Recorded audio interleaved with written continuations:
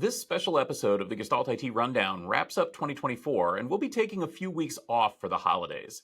After today, we'll be back on January 8th for the next episode of the Rundown. We're looking back on our reporting from some of the biggest enterprise IT stories of 2024 and telling you the trends that we will be discussing in 2025. We're reconsidering Broadcom's moves with VMware, the fall of Intel, HPE's acquisition of Juniper, that Fab Chips Act, the evolution of data protection companies into security powerhouses, power-hungry GPUs, Copilot PCs, lots of AI infrastructure, lots of hacks, and Snowflake, Salt Typhoon, and those big government actions that people are taking on against big tech. Beep, boop, meow. Let's make it happen on this episode of the Gestalt IT Rundown. Hello, everyone, and welcome to the Gestalt IT Rundown, where each time we meet, we look back at the news with a variable degree of snarkiness. And this week, we are taking a look back at all of the stories from 2024. I am your host, Tom Hollingsworth, and joining me this week are my twin brothers and co-hosts, Mr. Stephen Foskett and Mr. Alistair Cook. And of course, you can tell who the most important twin is, because I am the best looking on this National Twin Day. Gentlemen, it's a pleasure to have you wrapping the year up with me on the Rundown this week. It is great to be here, Tom. You mentioned that it's Twin Day. It's also Bake Cookies Day and Flake Appreciation Day, which I hope refers to the Cadbury candy bar and not something that happens when your paint dries out. I love those candy bars as well, but I can't find the ones that are chocolate-coated flakes at the moment. It's great to be here again, and always here with all of my brothers. Let's rip on into the news. It's been a year, right? It is hard to say which story from 2024 was the biggest or will have the most lasting impact on the future of enterprise IT technology. But I can safely say that Intel's position in the market will never be the same. We started the year on a high note with new product launches and Pat Gelsinger's execution of his strategy to leapfrog rivals in the manufacturing process. But by the second half of the year, the rumors were already starting to swirl that the plan wasn't going well according to plan. And that all came to a head on the 2nd of December when the company announced the surprise retirement of Pat Gelsinger and all of the associated fallout that came along with that. Stephen, talk us through what happened and how we ended up where we're at right now. Well, it's been a long and complicated story, and I feel like we're only halfway there. I was actually going to make a Wicked joke or maybe a Dune joke in here, but we seem to have reached sort of a middle on this story, but where it turns out, well, we just don't know. So back at the beginning of the year, set your Wayback Machines to prior to December, when all of this seemed to be moving according to plan. Intel was essentially executing on Pat Gelsinger's strategy to deliver new products and new process nodes and to transform Intel into a company that was capable of manufacturing chips for third-party companies along with itself. Intel was doing some pretty radical things with their processors. They launched a new line of Xeon SP processors a year ago now, called Emerald Rapids. They also introduced a new processor core. They introduced new desktop chips, new embedded chips, all sorts of stuff in the first half of the year as a way to take on their rivals. And now there are many reasons or many things that impacted Intel's transition here. Now, one of the big stories that we talked about last year was the fact that China was going to be blocking the use of Intel and AMD chips.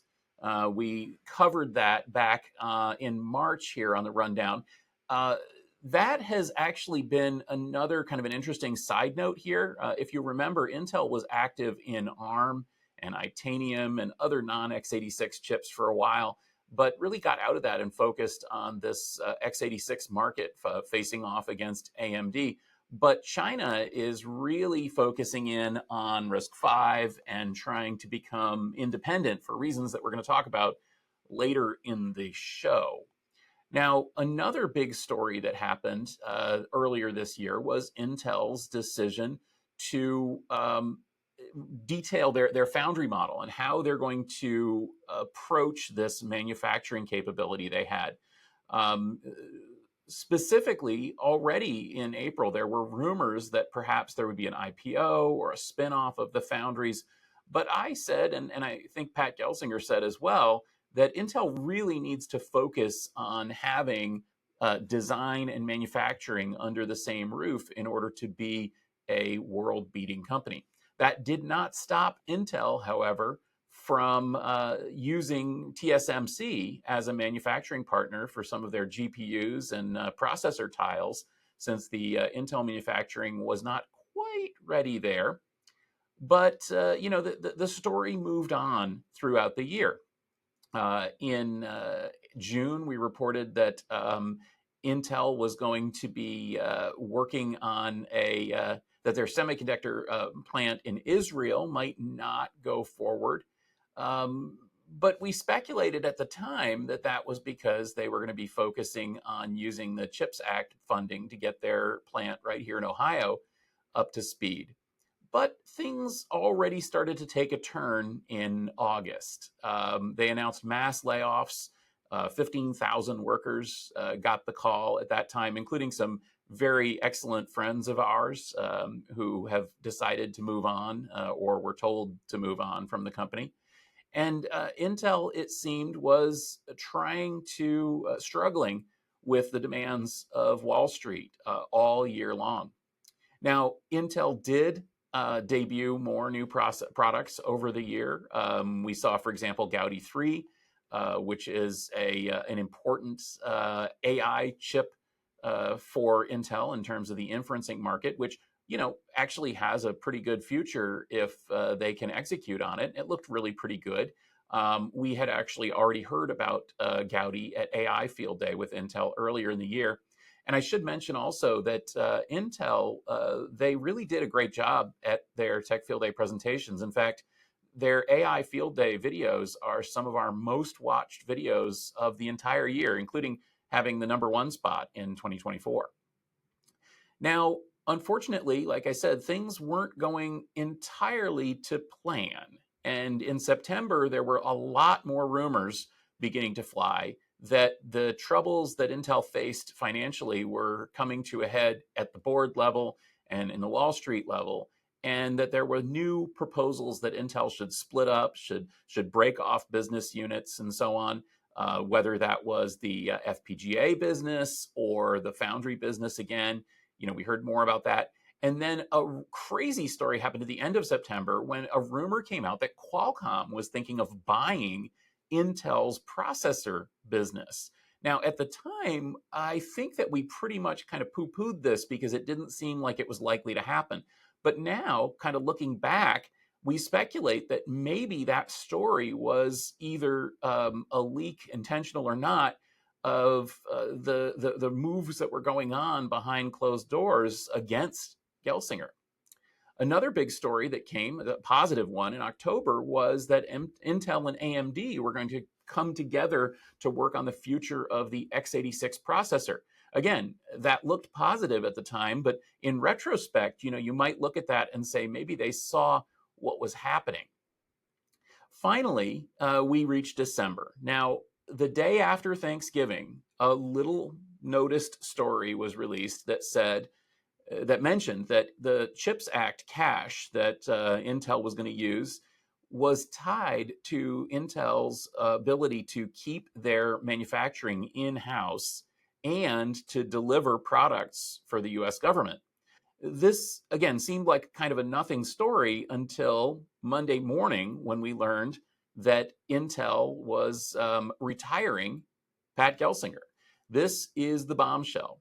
Essentially, Intel pushing Pat Gelsinger out of the company repudiates everything that we've said up to this point. Essentially, it looks like Wall Street and the board have finally decided that they're not going to follow Pat's strategy, that Pat is not the right man for the job, and they're going to go on and do something different. And that's why I say that we are essentially in the middle of a movie. This is a two-parter.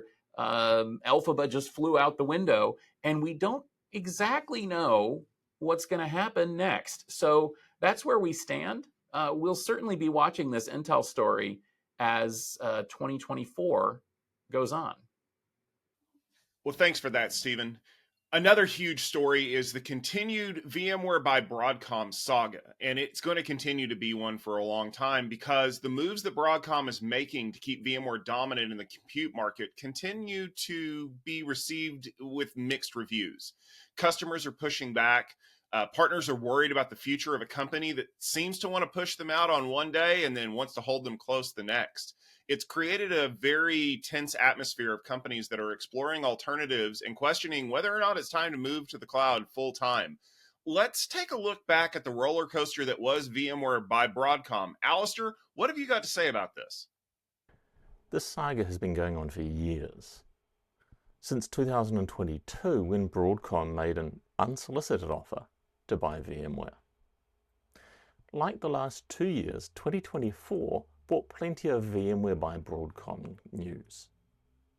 Our coverage of the 2024 edition of the saga began on January 3rd, as Broadcom shut down the VMware Partner Program, and then generously allowed ex-VMware partners to apply for the Broadcom Partner Program. Now, there was a period of uncertainty between those two announcements, and also there's a requirement in the Broadcom program for a minimum of a $500,000 spend with Broadcom, and they kept some of the smaller VMware partners and service providers from being admitted into the Broadcom program. The next news was that Broadcom was taking the top 200 VMware customers away from those partners and dealing directly with them. We reported on this on January 10th. And notice that any partner who had a deal underway with one of those 2,000 top customers, that deal got cancelled straight away. And that's really a problem for those partners who had invested time and effort into getting those deals going. The following week brought another piece of news, the news that Broadcom had cancelled all of the perpetual license sales for a whole swathe of VMware's products, including VMware's ESXi hypervisor. From then on, only subscription-based sales would be available. That same week, 17th of January, we also had news of Veeam adding support for Proxmox. Now, Veeam had been a partner for VMware for a very long time. Veeam's business started around VMware. So moving to support Proxmox tends to reflect what we're going to see is, I think, a pretty consistent story here is that customers are evaluating whether VMware is still the right solution. They're looking at other possible solutions, and Proxmox was one of those possible solutions. Carbon Black, the proactive security product acquired by VMware in 2019, well, that was in for some sad news as well. Broadcom announced the end of sales for Carbon Black. We talked on February 28th about that Broadcom might probably have been trying to sell the product and had failed to find a buyer. And we were concerned that there might be some redundancies across the Carbon Black product team. It does seem that you can still buy Carbon Black products from Broadcom, so maybe there was a U-turn along the way about discontinuing those sales. That shift away from perpetual licensing came up again on April 17th. We saw that the European antitrust investigators were asking questions around the VMware licensing change. And coincidentally, Broadcom announced that perpetual licenses could still be sold to existing VMware customers if they weren't ready to move to this full-on subscription-based licensing. Be ready for more of these U-turns on other changes later. The 1st of May brought a new name to the VMware by Broadcom saga. The end-user compute business was renamed to Omnissa, as it was spun off to KKR, a leading global investment firm. Personally, I shed a small tear for all my past students from when I taught VMware Horizon View training courses. I hope Omnissa is going well, and I hope that those VMware Horizon deployments are getting the support that they need. May 15 brought a different kind of surprise. VMware Workstation Pro and Fusion Pro became free for personal use. Great news for students and hobbyists wanting to run some virtual machines on their laptops or PCs. Although, of course, there are plenty of other no-cost, no-support options for running virtual machines. A little later, VMware by Broadcom announced that Fusion and Workstation are now free for all users. Am I too cynical if this might be a precursor to VMware by Broadcom cancelling this free product? I hope Broadcom's not so cynical. The June 12th brought back another more restrictive licensing change. Broadcom announced that on-demand licensing for the VMware Cloud on AWS was going away, and that only subscription licensing would be available. Now, the on-demand licensing provided a cloud-like ability to increase and decrease VMware footprint for these customers in their VMware on AWS Cloud. Customers paid only for the VMware hosts that they needed when they needed them. With only the longer-term subscription licenses available on VMware on AWS, there's less elasticity in VMware Cloud on AWS, at least from the licensing perspective, and it becomes much more like on-premises clusters that are inelastic in many ways. Now, Broadcom had always said that VMware had too many licensing options, too many stop codes, too many programs. On June 26th, we looked at a big simplification that Broadcom announced around the VMware licensing. We got two core products, VMware Cloud Foundation and VMware vSphere Foundation. VCF for large enterprise organizations and VVF for smaller enterprise organizations. The message that Broadcom cares about the biggest 2,000 VMware customers is very clear. These are the customers that like VMware Cloud Foundation. VMware Explore went ahead. That didn't change under Broadcom. And VMware announced VCF version 9 as the private cloud for everyone, or at least everyone at a large enough organization to be able to afford and to get benefits from the VMware Cloud Foundation product. We looked at a bunch of the changes that were in VMware Cloud Foundation in the rundown on August 28th. And 2024 was the first year since 2010 that I haven't attended VMware Explore. I miss seeing my friends in the VMware community, and I hope that I'll be able to see you at other events along the way, particularly Tech Field Day events. The forced move to subscription-based licensing also caused a bit of a kerfuffle with AT&T. As we reported in September 11th, AT&T had a contract that allowed them to renew just support for the VMware perpetual licenses they already had. So they had an option to continue to renew that support. Broadcom wanted them to transition to full subscription-based licensing, and naturally at a higher cost than just support, and AT&T took them to court. It seems that the two companies worked out their differences in private after the presiding judge told them to just talk to each other like some grown-ups.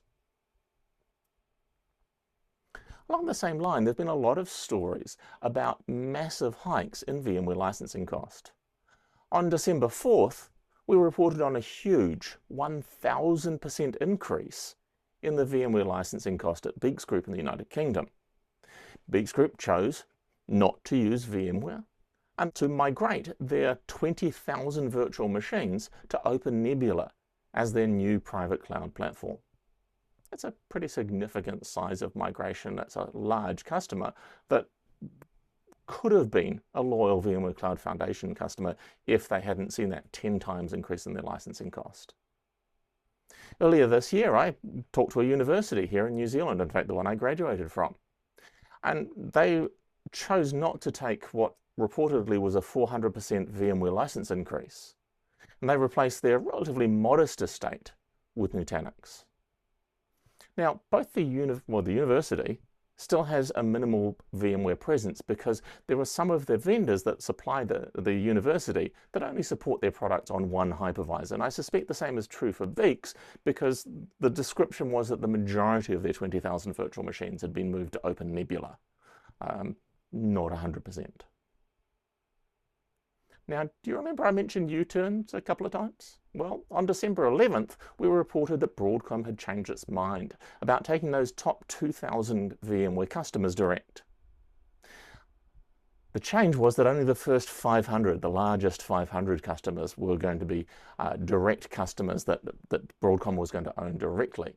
The other 1,500 of those 2,000, they could actually transact their business through a partner rather than having to work directly with Broadcom. We suggested that maybe that this was around trying to stem the tide of customers migrating away from VMware for their virtualization platforms. And I do wonder whether VMware's customers are more demanding, expect a higher level of service than Broadcom's average customers, and maybe Broadcom was trying to pass that higher demand across onto their partners.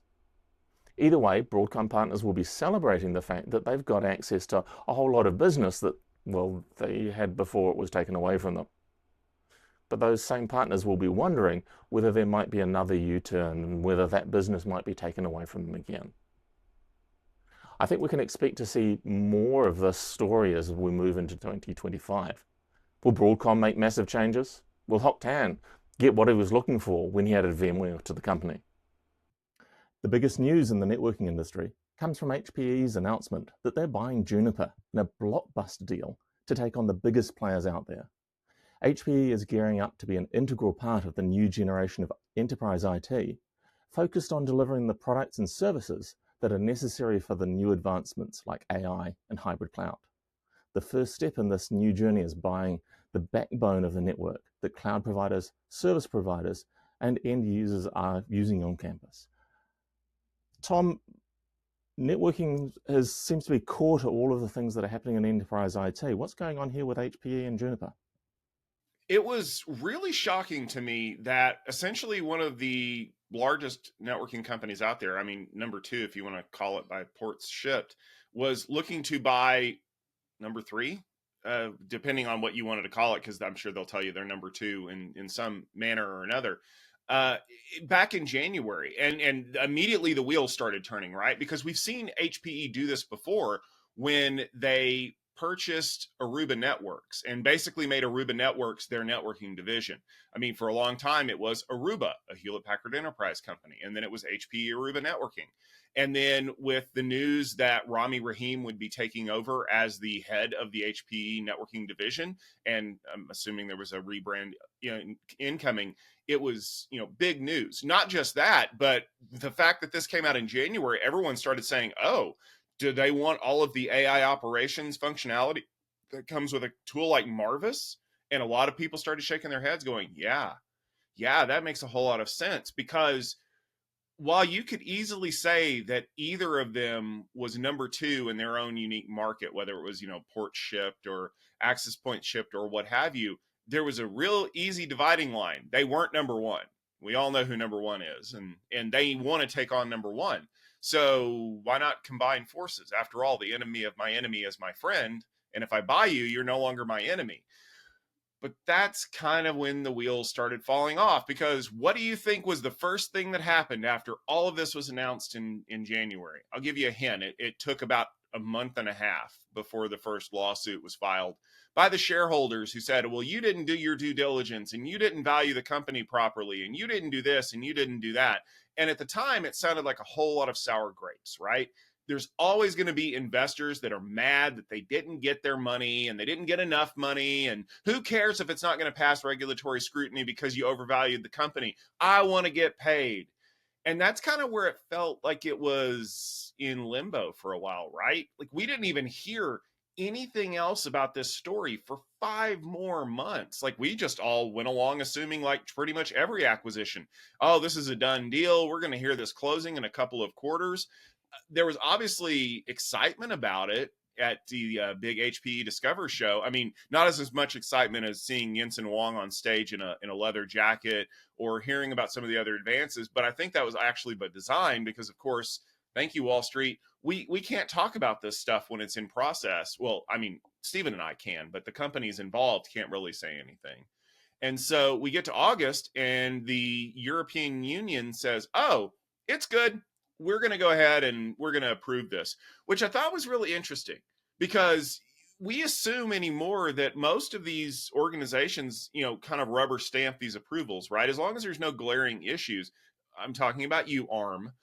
There's no like problem, right? But I think a lot of people kind of on that lawsuit side of the house from earlier in the year We're hoping that maybe the EU is going to put the brakes on it and say, well, obviously you didn't take a look at this, or there's some other issues that you need to be worried about. So when the rubber stamp came down, everyone's like, oh, well, the EU is probably the one who's going to be the most rigorous on this. So we might as well just assume that it's done.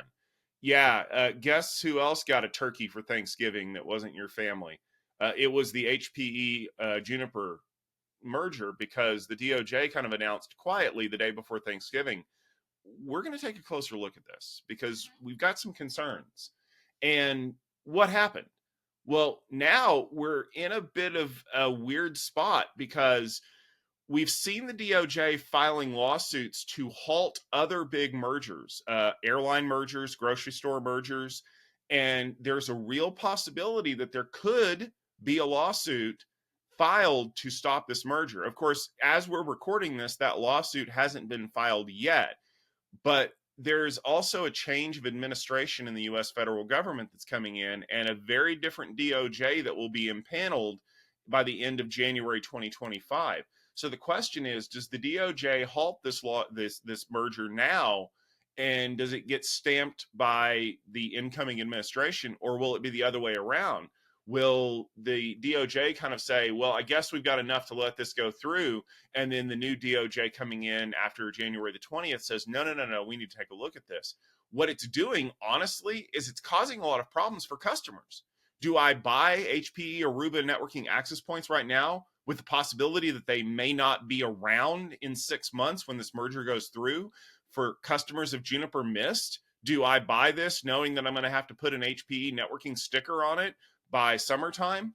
It's created a lot of uncertainty. And if there's one thing customers really don't like, it's uncertainty. So I don't think the deal is going to fall apart absent of any crazy DOJ shenanigans. But I also don't know that the customers are going to be willing to stick with a company that obviously can't get its stuff together.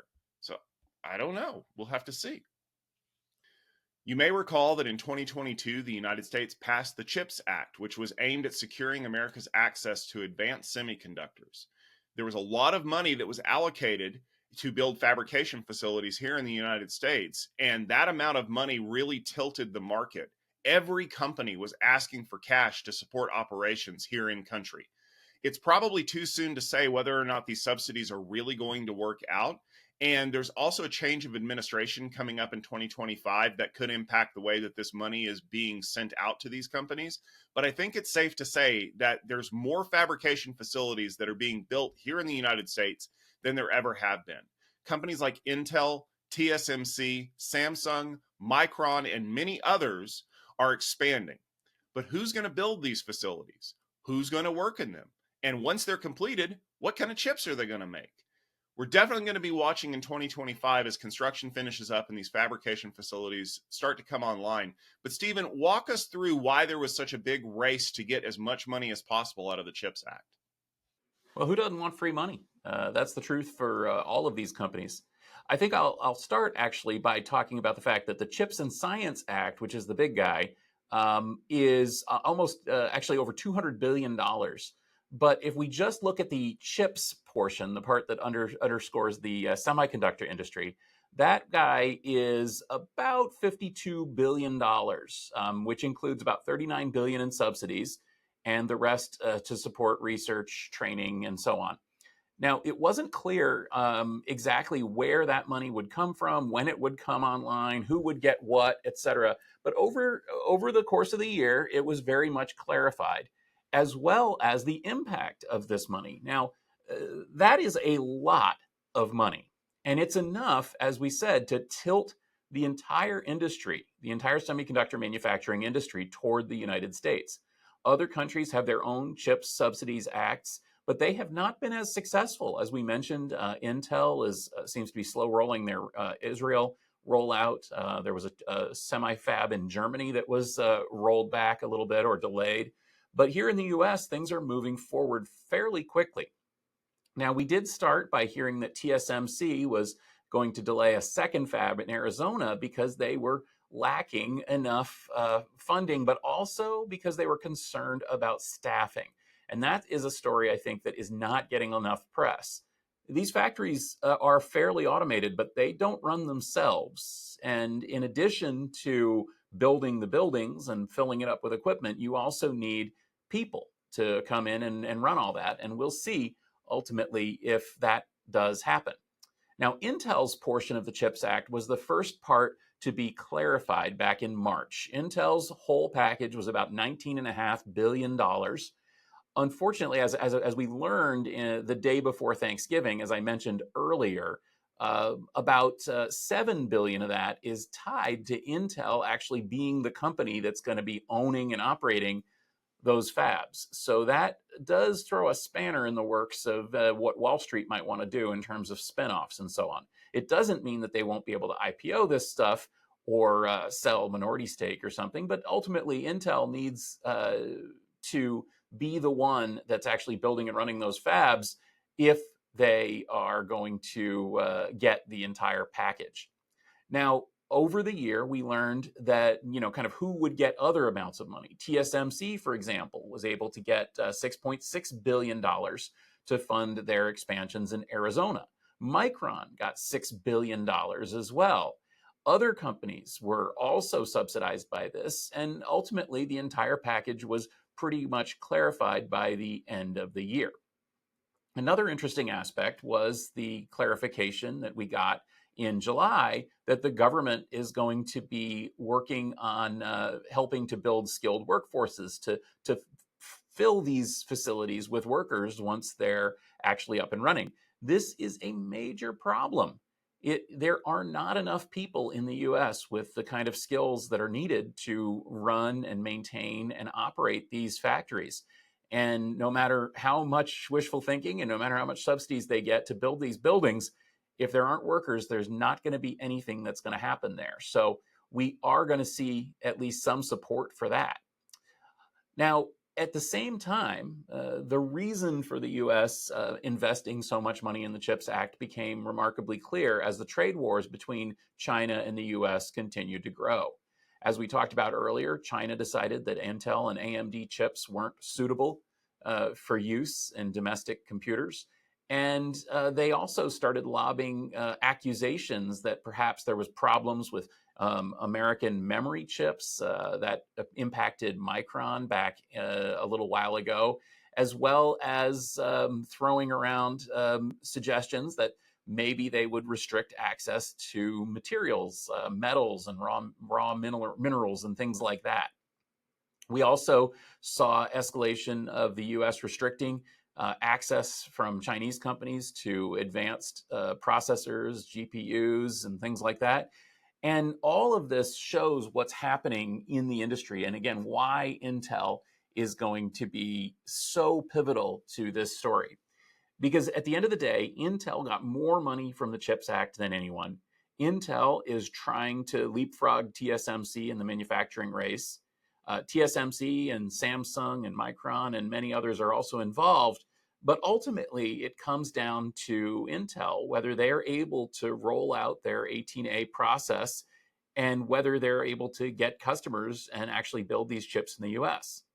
And another thing that I'll bring up too about the CHIPS Act that I think deserves mention is that we are not entirely sure what's going to happen next. So it's all well and good to actually manufacture chips in the US, but what about packaging those chips? What about processing them? Does that require them to be shipped overseas? Again, well, right now the answer is kind of yes. We'll see long term what this means, whether all of the associated industries are going to be here so that the US will actually be able to build entire semiconductors, entire systems on chip here in the US. That's not entirely clear either. So it's a lot of money. It's a lot of investment, and we'll see what happens. Plus, as we mentioned, the next administration is going to come in. They're going to take a look at this. Now, the horse is already out of the barn on a lot of this funding. There's not a lot that they're going to be able to claw back. I should also mention that a lot of this money goes to support jobs in what they call red states, basically the states that voted for Trump.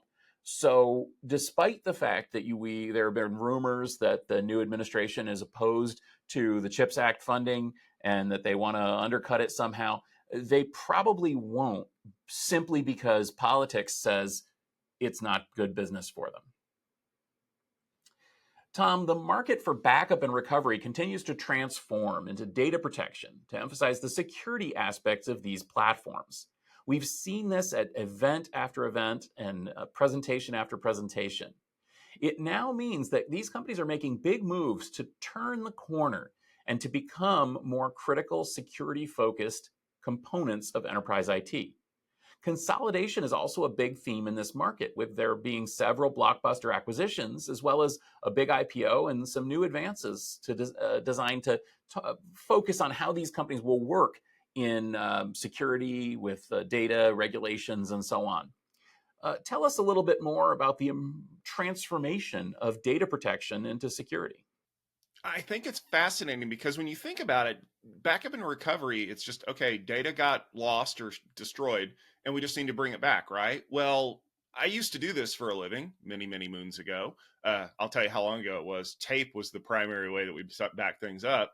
That's actually not a spoiler. Like, we still back things up on tape, but like, it was deleted files, right?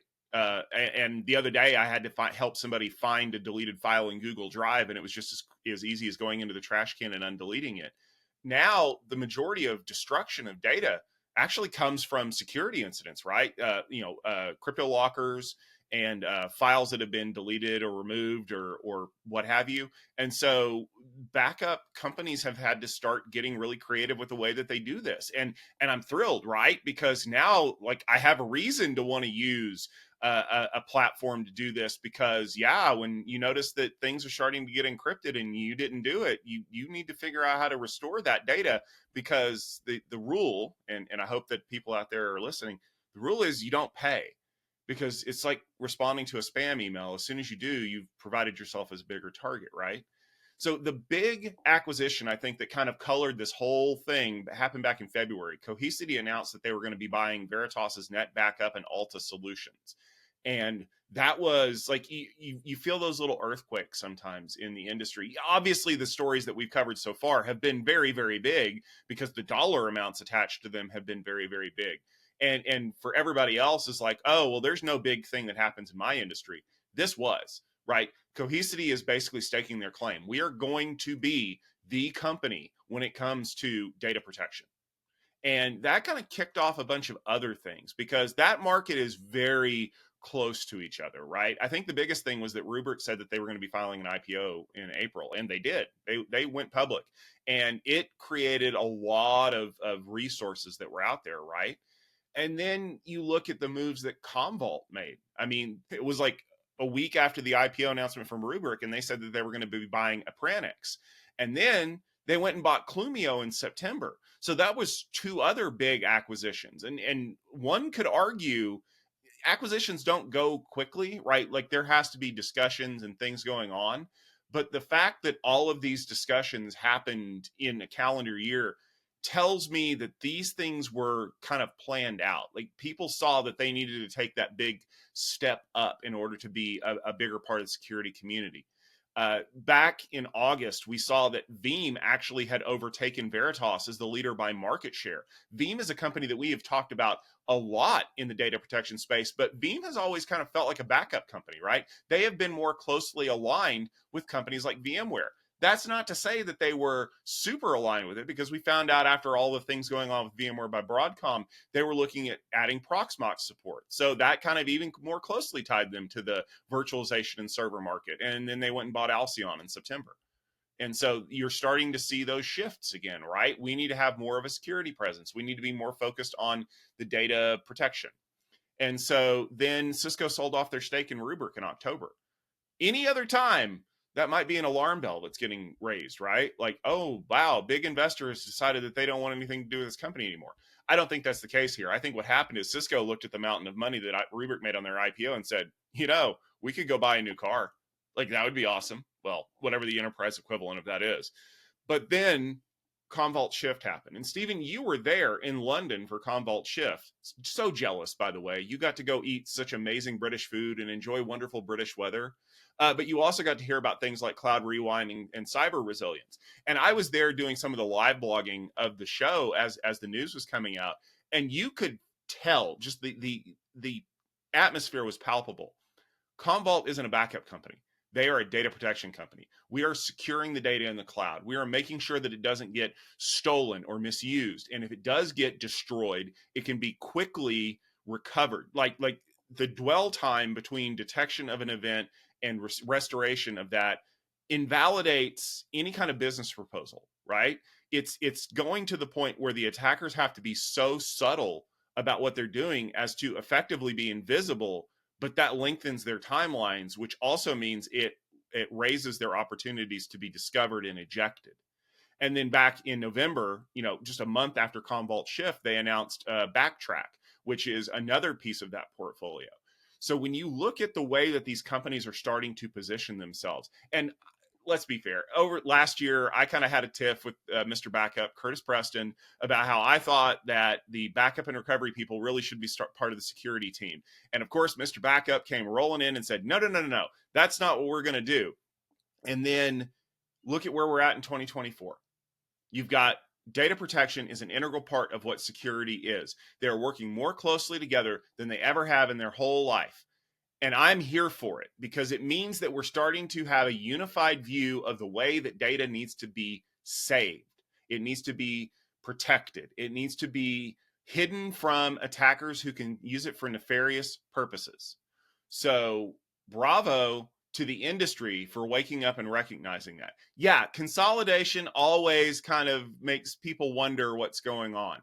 But I'll say this, coming from someone who has a background in security, I would rather work with a bunch of larger companies that have an integrated story than work with a bunch of small tool vendors who aren't quite sure what they want to put out yet. The voracious appetite for AI chips has entered pop culture, becoming just as much a criticism of the technology as the hallucinations and job losses. Major IT companies have scaled back their carbon neutral promises and are looking at nuclear energy as an option. Yet nothing has stopped them from building ever larger AI clusters in the race to dominate this new space. How will we feed this massive AI beast? Not sure how we're going to feed it, but it seems that the AI beast, at least in the US, is going to live in Pennsylvania, Ohio, and Indiana. Maybe a little bit of Kentucky or Tennessee. Now, it's really strange that the focus of AI has gotten to the point now where it's in popular culture that AI is destroying the rainforests and boiling the oceans and turning us into a hellscape, rather than AI itself blocking out the sun and turning us into a hellscape. So we'll see which hellscape we get. One thing's for sure, there was a lot of talk about nuclear energy this year. We talked about this multiple times here on the Rundown, as well as on the TechStrong Gang all year long. And another focus of our discussion all year long was the fact that this incredible AI build out by the biggest companies in the industry, you've got Microsoft and Meta and Google, XAI, whatever that is. All of these companies are building out incredibly rapidly and consuming incredible amounts of resources. We've heard that they've already exceeded the amount of energy that they can put into a single data center, and they've had to start thinking about splitting these loads across multiple data centers. We've also seen some absolutely incredible stories about building AI data centers right next to nuclear plants as a way to try to feed the appetite of the chips. Not all of those are happening. We discussed earlier this year that there was a big proposal for Amazon to build an AI data center right next to the Susquehanna nuclear plant out near Pittsburgh, I believe. That one actually did get scuttled over safety concerns. But the plan for, I believe, Microsoft to restart the 3 Mile Island nuclear reactor and build data centers there seems absolutely to be moving forward. There was also a lot of rumors, and again, this is one of those things that entered pop culture to the point that the presidential candidate Trump mentioned it during a pre-election interview. There was a lot of rumors that small modular nuclear reactors were going to be powering these AI data centers. Well, I hate to put the kibosh on something that Trump said, but I'm going to do it. The problem with small modular nuclear reactors is that they don't exist. I don't mean that they're not small and modular. I mean that they just don't exist. There's no such thing as the technology. They exist about as much as practical quantum computing exists, in that there's been some experiments and demonstrations, but no practical use case and no sign that this is really going to impact us in any kind of positive way. So you can set that one aside. But the idea that nuclear power might power AI is actually, I think, still going strong. We're going to be keeping an eye on it in 2025. We'll see if the 3 Mile Island, the Constellation Energy plant actually does get rebuilt and restarted. We'll also see if other nuclear plants start coming online to power the appetite for AI. In the short term, though, unfortunately, we're using a lot of non-renewable fossil fuels to power AI. Longer term, well, I still think that solar has a huge possibility here. I know it sounds a little bit wild to think about solar panels powering AI chips because the sun only shines part of the day, but solar panels have gotten so incredibly cheap in the 2020s that it's becoming feasible that we might be able to combine solar and batteries and beat the cost of fossil fuels, even, let alone nuclear. And in that case, well, maybe we'll have a solar-powered future after all. Microsoft embraced AI in 2024 in other ways. It seems, though, that their whole concept of the AI PC might be amiss. They worked with OpenAI to continue to expand the capabilities of ChatGPT, but their implementation of AI on their own hardware seems to kind of have fallen flat. The elephant in the room came courtesy of Copilot Recall. Tom, let us recall what Copilot is and why it's such a dog. Well, I think the elephant in the room is an apt metaphor because of that whole memory thing, but hold that thought. The first big win was back in March because we found out that Mustafa Suleyman was leaving DeepMind and he was going over to Microsoft to basically run Copilot, right? That's what Microsoft needed. They needed someone with AI expertise to come over and basically take that over. And he wasn't the only one either. You know how it is when one of the executives goes, most of the rest of them go with it. And so everyone kind of looked around like, good. Somebody with drive and direction to help Satya Nadella figure out what's going on. And then back in May, we got the first look at these Copilot PCs. And what were we hearing about? We were hearing about the fact that they ran Qualcomm NPUs and they had all of this intelligence that was going to be, groundbreaking, right? And we've been hearing that all year. Every desktop, laptop, consumer-focused system manufacturer was telling us how they're going to be adding all these functions for, automatic mail categorization and art generation and writing help, and nobody cared. You know what they focused on? Copilot Recall. For those of you who don't remember, maybe your memory isn't as good and you didn't recall what they did. It was basically a system that would take screenshots of what your PC was doing and save them to at the time we didn't know it, but it was an encrypted section of your hard drive. And basically, if you ever forgot what you were working on, you could ask Recall, and Recall would show you what you were doing so you could remember it. Now, for my grandmother, not a bad idea, right? Like, I don't know, you're in the middle of writing something and the power goes out, and then Recall is like, hey, here's what I remember. So it's kind of like advanced autosave. Yeah, you know that there are problems with autosave, right? Like autosaving different versions of documents, and then hackers can get in, or not even hackers, let's just say security researchers can get in and pull out what the original text was when autosave did it. Yeah, guess who went completely crazy for this Recall thing? Security researchers. Oh, and me too. Like, I remember reading this story back in May going, what the hell are you doing, Microsoft? Don't do this to me. Like, I don't want you to record the things on my PC. And not only that, there was no clear way to turn off Recall. Like, I get it. If I wanted to use the image generation stuff, or I wanted to have Microsoft Edge help me kind of tweak the intro to the story, for example, I'm fine with that. I don't want you taking pictures of everything I do on my PC, because somebody will get in there. If a backdoor exists, it will be used. And so it took, less than a month. It took 3 weeks for Microsoft to pull recall from early previews and say, you know what? We're not going to deal with it. We are going to push it away. And then we hear a little bit more about this. We hear about whether or not AI is going to be a huge driver for this refresh cycle. Future and Group's own Daniel Newman even talked about how AI was going to be the thing that drives this super consumption cycle for new devices. Because let's be honest, a lot of people have gotten to that point where their systems at home are fast enough for most everything. And so we're just going to push it another year. It's almost like an automobile, right? If the car is doing its job, I'm not going to buy a new one every year or every 2 years or every 5 years just because I want a new car.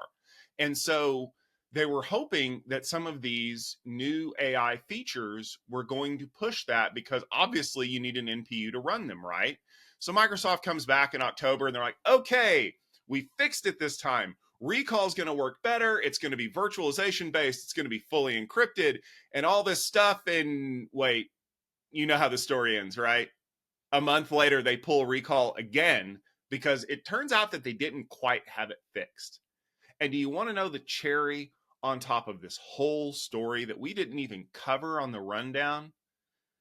Microsoft announced that Copilot features that required that Qualcomm MPU are now going to be available for Intel and AMD chips.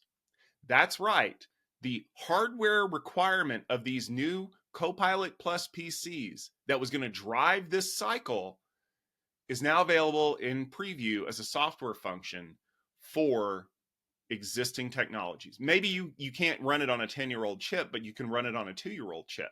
And remember, this is the same company that is still facing backlash for Windows 11 requiring a trusted platform module that is halting people from being able to upgrade, even though the system is pushing the software that you have to upgrade to Windows 11 if you want to be in security support. You're tying it to a piece of hardware. And Microsoft said they were not going to give in on the TPM stuff. But when it comes to AI, which is one of the huge money makers, because they're even finding ways to bundle it into Microsoft subscriptions, well, we'll let you run it on your existing stuff if it just means you'll pay us a little bit more to consume it, because we really need to be on top of this AI wave. And hey, I'll be completely fair about this. Microsoft screwed up with Copilot Recall, but they're still light years ahead of the other companies, because I think it's pretty safe to say at this point that the other major desktop manufacturer, Apple, has had a pretty troubled rollout of Apple Intelligence so far. So the back and forth about one feature of the Copilot stuff, I mean, in the grand scheme of things, I don't think it's a huge deal, but we're going to continue to be tracking this, because maybe by December 2025, Copilot Recall will finally have been released for real this time. As you can tell by the previous story, AI, it really is one of the hottest topics in tech for 2024. And enterprise IT companies are really starting to focus on it. Storage and networking companies are retooling products and plans to capitalize on AI training markets. They've been announcing new offerings all year to keep GPUs fed. And the chip makers definitely aren't slowing down. You know the names: NVIDIA, AMD, Intel, Qualcomm. Seemed like every week there was some new AI-focused processor that was being released. And AI infrastructure even became a new tech field day topic area led by our very own Stephen Foskett. So with that in mind, let's take a closer look at all the things AI. Let's not take a look at all the things AI, because we got all these AI stories in here. But let's talk about AI infrastructure. So certainly there's been a lot of excitement around this among IT infrastructure companies. And why not? This is where the money is. And they are very, very frank about that.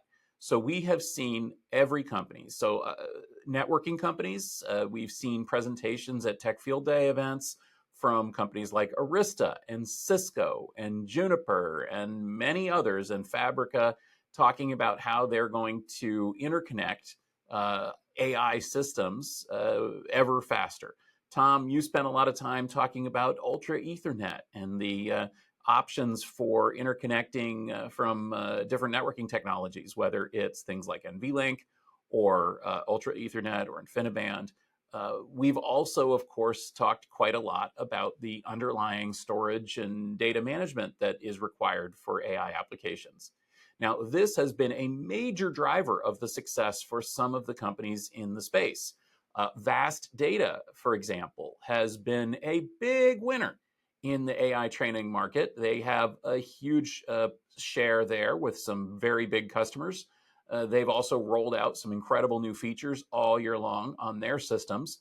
Another company that's seen some really solid success is Weka. They have a scale out storage platform that has been taken up by a lot of these AI companies. Hammerspace came and talked to us about how their system is being used. We've also seen many other companies in the space: NetApp, Pure Storage, HPE, Dell. One of the bigger ones later in the year was actually our friends over at MinIO. They introduced their next generation product, and it's actually called AI Store because it is designed around the requirements of AI applications. Another thing that companies like MinIO and Vast and some of these others are doing is they're also integrating other AI features, data management, vector databases, the ability to support more than just raw storage. And of course, that's what we've heard from companies like Click and companies in the data space as well. There's a lot of action going on supporting the infrastructure of AI. I'm very excited to say that AI infrastructure is going to be a topic of Tech Field Day that I'm going to be running. I expect to hear a lot from these companies at that event. Now, moving up the stack, though, 2024 saw the release of the next generation NVIDIA chip, Blackwell. This is a major theme in the industry. Now, Blackwell was shown way back in March. They named it for American mathematician David Blackwell, and it is absolutely a monster. So far, we're actually hearing that Blackwell, despite rumors throughout the year that it was delayed or there was some problem with it, Blackwell's really coming on now strong at the end of the year. We're seeing a lot more deployment of this technology. And of course, surprise, surprise, it's a lot bigger, better, faster, stronger, and hungrier than the previous systems. And it works really well. So NVIDIA's continuing to dominate there. But how much will they dominate? Well, they acquired Run AI, which gets them into a little bit more of the software and developer side of things. But AMD has really followed their lead. So we saw AMD, for example, acquiring Silo AI earlier in July. They also bought a company called ZT Systems in August. These were part of AMD's effort to really challenge the strengths that NVIDIA has in this market. They're improving their software interfaces. They're improving their acceptability by developers. And in the case of ZT, they're improving their ability to deliver OEM systems to the biggest hyperscalers. And AMD, of course, also has their own GPU line that they've revved this year. And we're hearing very, very good things about AMD's GPUs. Now, all of this kind of culminated near the end of the year when we learned that AMD is actually ahead of NVIDIA in terms of the new systems on the top 500 supercomputer list that was announced in November at the supercomputing show. That, I think, shows that AMD is really in a strong position to challenge NVIDIA for enterprise AI dominance. But of course, there's other companies here as well. We talked about these Copilot PCs with Qualcomm. Well, Qualcomm has an extremely strong mobile AI platform for inferencing, and that could see much more uptake. We've also heard so many stories about Marvell out there helping companies develop and deploy custom AI chips. We've seen custom AI chips from most of the major hyperscalers getting rapid deployment.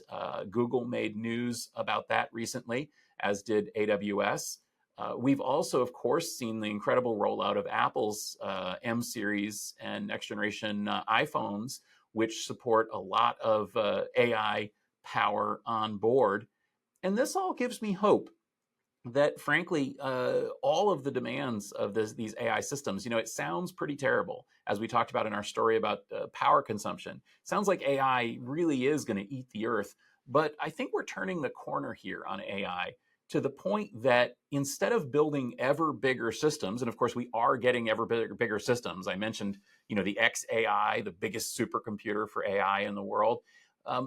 Instead of focusing so much on that, we're now starting to say, what are we using this tech for? Where is it running? How is it possible? I mean, we're running basically the equivalent of ChatGPT and Stable Diffusion and things on our iPhones now, which, gives me hope that maybe we're also going to figure out how to make this AI technology something that will be supportable and sustainable. And all of these companies are part of that story. Tom, there are 3 big data breach stories that we want to cover here. The first involves Christmas and summertime, or more appropriately, snow fallout from Snowflake. The database hack had far-reaching implications for a number of infrastructure players and services. Taylor Swift fans were in the same boat as storage admins, even though the phone company in the world seemed to melt down around them. We also heard about security breaches of CrowdStrike. Of course, that made national news and stranded people at the airport. And here at the end of the year, we're being attacked by some kind of monster called Salt Typhoon. Give me a little bit more background on these stories. So there's a key theme that runs between all of these stories, and it's control. Because in some cases we were out of control, and in others we might have had a little bit too much. So let's start in June, right? We've got this first notification that Ticketmaster's database had been hacked. Okay, not a big deal, right? Like, these kinds of things happen all the time. I will say, though, that this is one of the first times that we actually saw that the new SEC reporting rules came into effect, where companies are required to notify everyone that they had been hacked within a certain amount of time. And of course, as we see a lot in these kinds of situations, they were very clear to point out that it wasn't their infrastructure that got hacked. It was a third-party database. Well, when you read between the lines and you do the math to figure out what third-party database they were using, Snowflake was the answer that kept coming up. And then it turned out that the reason why they were able to get hacked is because someone used a Snowflake employee's credentials to get into the database. That's bad. And then a week later, we start seeing more companies that are starting to get this problem. Quote Wizard was a company that was impacted by it. And there was a common theme that started coming up, was that the companies that were being breached did not have multi-factor authentication enabled. Let me just say this one more time in 2024. If you do not have multi-factor authentication enabled in your account, stop what you're doing and go do it now. Just pause this video, go enable it, and then come back. Good, I'm proud of you. So then we find out a week after that Pure Storage is starting to have these problems too. And the common denominator was, again, Snowflake. So what do you think would happen around all of this, right? Well, if I was a company, and I believe that I actually said this on the call when we had this discussion on the rundown, force MFA. Go in and check the box that says user must enable MFA at next login, right? Well, at first, Snowflake said they couldn't do that it was up to the companies that should force this, because we're just a provider and we can't do that. And I think something happened, like there was a little checkbox that got clicked in the legal department over at Snowflake when they said, actually, no, we can be sued for this if people are getting hacked, because it took about a month for Snowflake to come out and go, hey, guess what? We're going to put a checkbox in the system that can force MFA logins for everybody on their next login. Turns out we can do that when legal liability is attached.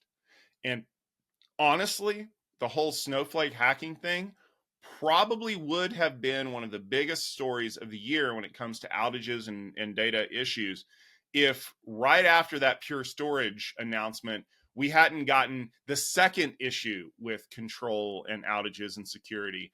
And that comes courtesy of CrowdStrike. I mean, we turned it into a verb, for heaven's sakes. You weren't kidding, Stephen. People woke up on the morning of June 26th and everything seemed to be going haywire. Services were offline. If you went to the store, there was a good possibility you couldn't even pay for your stuff. People were stranded at the airport. It's almost like everything went on strike. And it all came about because of a malformed update to CrowdStrike's kernel scanning software that got pushed out in the wee hours of the morning. For people working in the UK, they saw it happen live during the workday and were like, oh crap, this is a problem.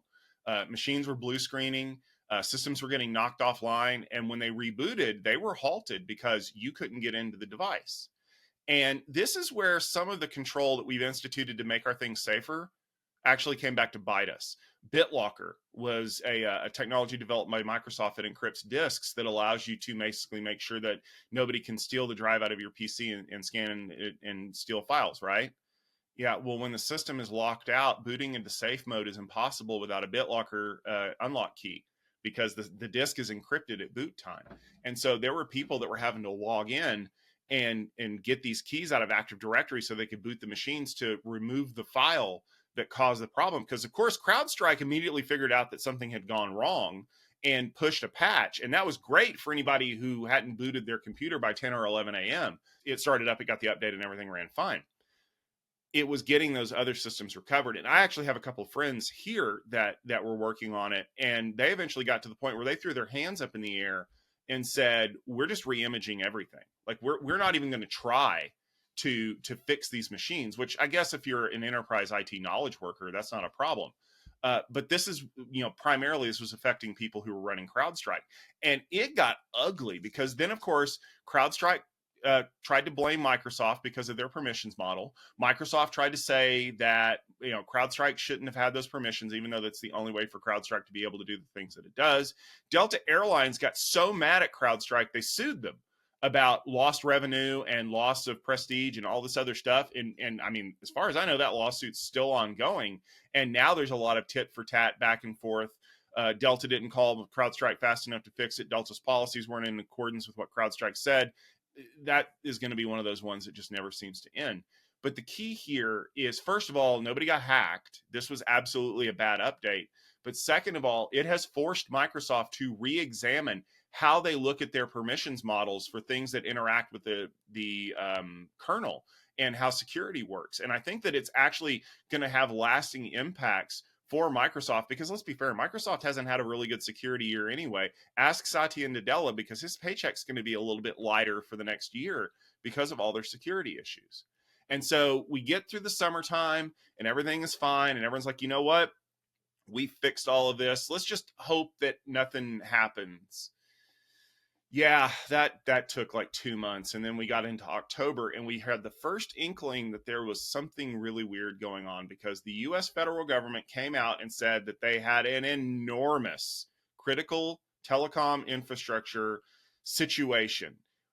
Someone, which we later found out was a group called Salt Typhoon that has backing from the Chinese government, was embedded into the telecom infrastructure. AT&T, Verizon, large companies were saying that they were embedded, and it was going to cost millions of dollars to eject them. And it wasn't just that they were embedded, it was where they were embedded. And this is when we first found out that Salt Typhoon had specifically targeted some of the ALEC legal interception database stuff. Basically, where the law enforcement companies can come in and talk to a telecom provider and essentially kind of pull information from cell phone records. Yeah, those systems were the ones that were impacted. And we heard stories about presidential candidates and legislative candidates having their phones basically tapped, having metadata pulled off of them, phone call records, and all kinds of stuff. It was absolutely embarrassing. But I would say it probably wasn't as embarrassing as the fact that we still don't have any idea what they got. We've seen the FCC has released guidelines saying that you're going to have to start auditing and proving that your systems are secure and that you have a security plan in place. My new favorite mentor, fan of life, Ron Wyden, senator from Oregon, was like, no, that's not good enough. We're going to pass laws that say that you have to do this minimum and you have to buy this equipment. And honestly, the companies are even asking whether or not they can afford to replace this without government assistance, because we're talking about billions of dollars of infrastructure that's going to have to be replaced and secured, because someone managed to get in and to quote Jesse Ventura from Predator, they're dug in like an Alabama tick. They're not coming out without a massive campaign to eject them, and the damage is already done. Because if they've been burrowed in there for months during a U.S. presidential campaign, we don't know what they have. And we won't know until it is the dramatically appropriate moment to release it to the rest of the system. and then the real chips are going to start falling. So in one case, you've got Snowflake not having control over MFA, and in another, you have too much control for the Kalea, not Alec, Kalea systems and telecoms. And it got so bad that the FBI was literally telling people that they needed to download programs like Signal to do encrypted communications because they can't trust the network anymore. Y'all remember Signal, the program the FBI said was insecure because they couldn't tap into it?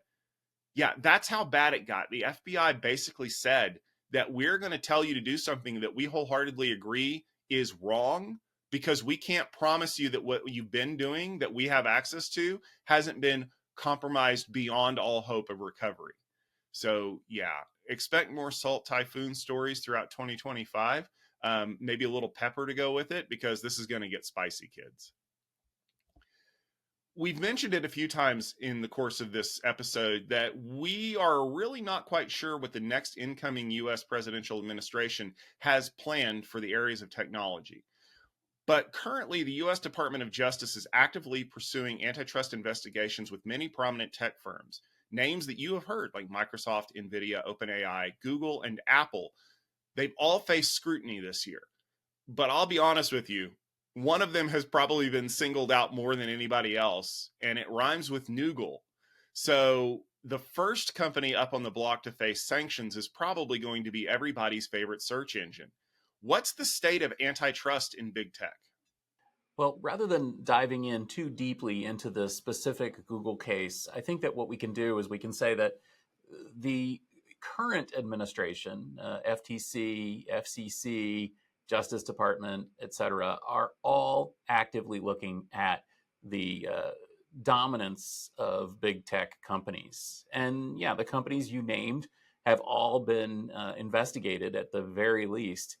Now, we have heard of specific investigations with the FTC asking companies to provide information that included companies like Microsoft, NVIDIA, and OpenAI, Meta, Google, et cetera, earlier in this year. But it's not entirely clear which direction the Department of Justice is going to go. It's also not entirely clear what happens with these cases after the new administration comes in. Now, it might be easy to say that all of these things are going to be washed away because the new administration is very pro-business and pro-Silicon Valley, and they're going to, kick out Lina Khan and the rest of the crew over there. That's not necessarily true. Many of these investigations actually began in the previous Trump administration, or at least have their roots there. And although the Biden administration generally, and Lina Khan specifically, has really pushed forward on these discussions, it doesn't necessarily mean that that the Trump administration won't pursue them. In fact, I think there's a really good chance that, in fact, the investigations themselves, the antitrust actions themselves, and maybe even Lina Khan might continue in the Trump administration. After all, the same people that are suggesting that big business should operate without scrutiny and without as many rules and regulations are also the ones that say that these big tech companies should have legal pursuits against them for various gripes and grievances. I think that if somebody walked into Trump's office and said, should we pursue a case against Google for antitrust, he might be probably willing to say yes. So we'll see where these things go, just like we will see where, for example, the acquisition of Juniper by HPE goes. And it's not entirely clear that they will end up being scrapped. That being said, the Google action is actually proceeding a lot quicker. So as we discussed back in November, the Department of Justice has asked a federal judge to require Google to break up its Chrome and advertising and Android Google Play monopoly. That action is not going to be quite so easy to undo as a pending case or a case that hasn't been filed yet. And this could have major impact on Google generally, as well as a lot of the enterprise tech that the company is involved in. So we shall see what happens with the DOJ.